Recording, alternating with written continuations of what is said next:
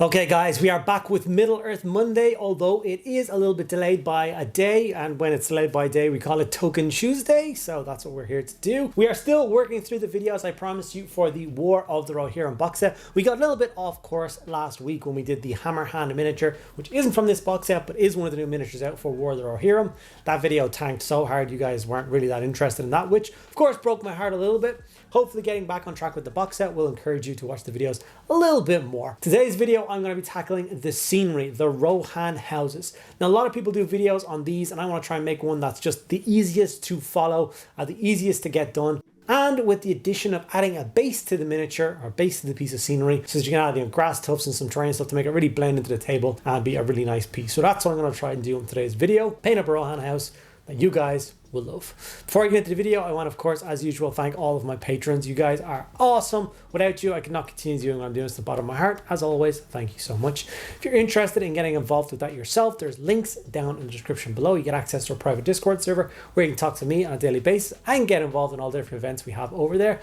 And also, you get access to an extra video every single week just for you guys. So if that sounds like something that interests you, check it out, linked down below. Okay, without further ado, let's dive in and get this Rohan house painted.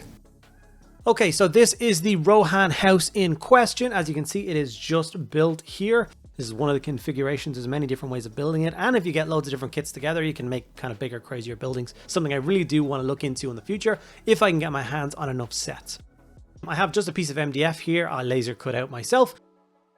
If you don't have access to a laser cutter, which I'm sure 99.9% of people don't have, obviously a bit of cardboard, a bit of plastic card that you cut out, a bit of balsa wood, I'm sure you can find an appropriate base if it's something that interests you to put a base on your thing.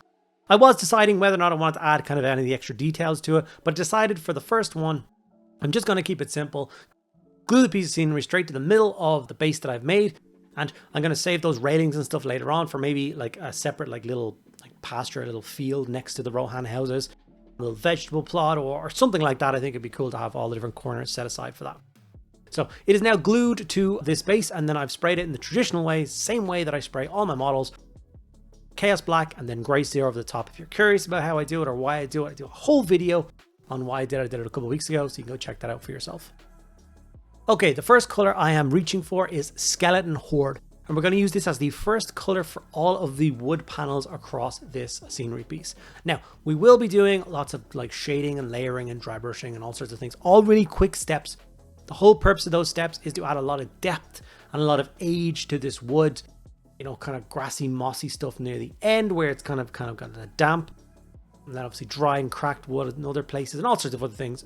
Promise you, as I go through this, it will all make a lot more sense. But the first step, like I said, Skeleton Horde, every single wooden component across the entire piece, except for the door and the window shutters, because we're going to be doing those in green. And obviously the roof itself is going to be a thatched roof, which is going to be slightly it's going to be a different color. So don't worry about that right this second, but just worry about getting that Skeleton Horde all over. It should look something like this when you've got that on. Already that color looks so good just over the base coat. That already looks like a stunning kind of pallid wood color. Aggaros Dunes is step 2, and we're going to apply this to all of the thatching on the roof. This step is a bit of a pain in the backside because just the texture of the thatch, you're going to spend a lot of time kind of moving your brush back and forth, making sure you're not going to leave any little white dots or any bits missing. I wish there was an easier way to do this. This is definitely the quickest way of going about it, but it still took a couple minutes to get it done. So just make sure you take your time. You can see I'm loading on quite a lot of contrast each time, and I'm then kind of pushing that pool around into the recesses and making sure I get it between all those kind of straw sections. With those two colors in place, it should look something like this. Like I said, already starting to look really nice. Contrast really is king when you get models as textured as this. It really does make a huge difference. Militarum green is going to be the next color that I grab, and this is going to be for the door, the shutters, and I decided to do that triangle bit of wood above the kind of eave in green as well. It's just a really nice thing that plays homage to the Rohan kind of style, the Rohan colors, so I decided to do it in that color as well. It only took a couple seconds to do. I think it added a nice little extra kind of dotted color. Okay, these are all the primary base coaty bits on. So what I decided to do next is add the texture paste, which is AK Interactive's Dark Earth. The AK texture paste range, in my opinion, humble opinion, is the best out there for the price, the amount you get on, and the quality. It's insane. So if you're ever wondering about what texture paste you should get, I recommend giving these a go. They're definitely value for money. Especially when you're doing big pieces like this. If you were to grab one of the Games Workshop pots, you would probably spend an entire pot of texture paste doing the base on this, which is like €6 or €7 for just a bit of texture paste, which is crazy. Whereas this pot here was about €9, and I used maybe 5% of it to do this base, so it really is just a no-brainer. So go around and make sure you get a nice solid coat across the base. Now I'm not worried about the texture of it. As you can see, it's quite streaky and quite blotchy. This is where I come in with a frayed dry brush like this. And then I just stipple that down through the texture paste while it's still very much wet. And it just kind of balances out the texture in the ground, makes it look a little bit more natural and a little bit nicer. If you are looking to pick up any of the Rohan houses or anything like that and you do live in England, I do have an affiliate link with Element Games. It's linked down below. So if you click on that link, you can buy some stuff on Element Games website. It costs you absolutely not a penny more than it would normally, but the Mediocre Hobbies channel does get a nice little kickback. Element Games also does kind of 10-15% discount on normal kind of recommended retail price. So it is a really great price to pick up your own hobby supplies. Okay, we are going in now with the first of the dry brushes with the Administratum Grey, and we're dry brushing this all over the wood. Now, if you do look at the wood from the Rohan houses, they are like an asheny grey kind of color, but there is definitely like a sense of warmth through the middle of them. So with that in mind, we are going to be dry brushing up some very pallid colors, but I did want to get that nice warm skeleton horde as a base coat. It's going to really help kind of, I don't know, make it not just look like a grey building. You can see like a lot of nice warmth to it. Hopefully that will play through the entire way around. As you can see, the wood is already starting to jump out and look really, really nice. Really, really cool. And like I said, this is going to be a 3-stage dry brush. The next one, of course, is Grey Seer, again, which is the same color we use for the base coat. And basically each layer we go up in the dry brush, we are going to be applying less of it. So a lighter coat of dry brushing each time. This will make a huge difference. Get those kind of sharper edges, and once again, like I said at the beginning, we're trying to add a lot of depth and a lot of texture to the wood that makes up these nice buildings. But I also want it to be quick. I mean, I envision myself getting a whole heap of Rohan houses, some of those palisade walls, which are now finally back, making a bigger centerpiece building, and just having the idea of a small Rohan village. It doesn't have to be Erebus or anything, or Erebus, goddammit, Edoras or anything like that. But just, you know, something nice to play some games on, do some of the theme missions on and stuff like that. White Scar being the final dry brush. This is like a pure white color, and as you can see, I'm going very light with the brush strokes on this, just catching the very sharpest edges, kind of horse motif bits on the top of the eaves. Very light over the course of the wood grain. With this color as well, we are going to go slightly heavier with it for another dry brush, but that is a dry brush across the entire thatched roof. This is just going to once again add a nice little bit of texture to the roof. It's going to help it blend in a little bit with the rest of the building, but not match the rest of the building, if that makes sense. So it will look really nice. It'll definitely feel like a thatched roof, and it won't be kind of too crazy or too gaudy, if you will. I think we're onto a winner so far, but we still, like I said, are going to add a couple of extra bits of texture. So for this, we're going to use a couple of shades. Agrocert Earth Shade, Seraphim Sepia, and a Tonian Camo Shade are going to be used now for different panels and different parts of the wood. So Agrocert Earth Shade on the kind of cross beams, anything that seems like structural, that they might have used like a stronger wood to like build the kind of A-frame of this house. And then obviously put in some of the other panels in later on. I think it's a good idea to hit it with a stronger, darker wood, an oak or something like that, as just a bit of strength. After that, we're going to go from Seraphim Sepia, and this is just for some discolored wood. Maybe some bits are a bit fresher than others, or some bits are starting to succumb to kind of moisture damage or something like that. So as you can see, I'm not even thinking about it. I'm just going in with different panels and just adding a slightly different tone. You don't have to overthink this in any way, shape, or form. After that, we're going to go in for a Tonian Camo Shade, and this is my favorite color to add. This is the mold. This is the damp wood, the bit that's, you know, the moisture is soaking into. So I like the bottom corners of buildings. I'm going to run it all the way along the bottom where like the wood is hitting the ground, where it's going to be the most kind of soggy and the most dampened. where the elements are really going to affect it the most.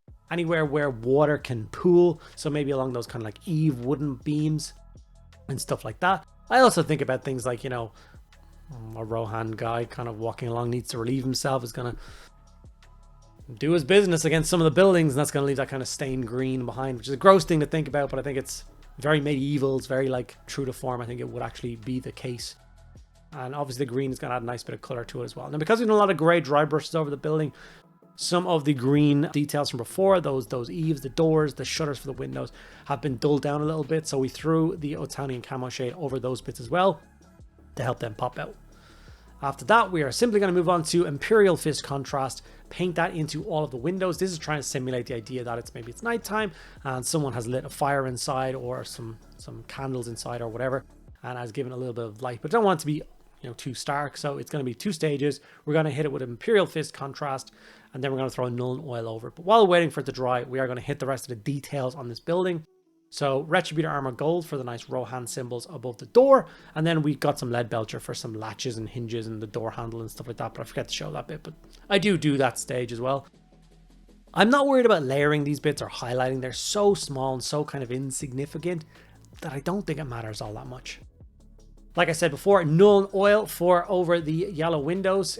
Once again, it's just going to dull those down, make them blend a little bit more into the background. Maybe the windows are, I mean, if you think about the kind of fire and that goes on inside these houses, the amount of like soot and like smoke and stuff that's going to settle on the windows, they are going to be quite a lot darker, a lot grimier. So the light's going to find it hard to permeate. They're also not as, you know, well crafted as windows are today, if you know what I mean, as clear. So I think having it block it a little bit more makes a lot more sense. Now time to dry brush the base, and I'm going to do it the same way that I've been dry brushing up all the bases for the models, so that they blend together really well. So after the texture paste has fully dried, we're going to go for a Ryza Rust dry brush across all of that scenery. Some people think I'm crazy with the orange, but I think it's a really nice texture mixed in with the browns.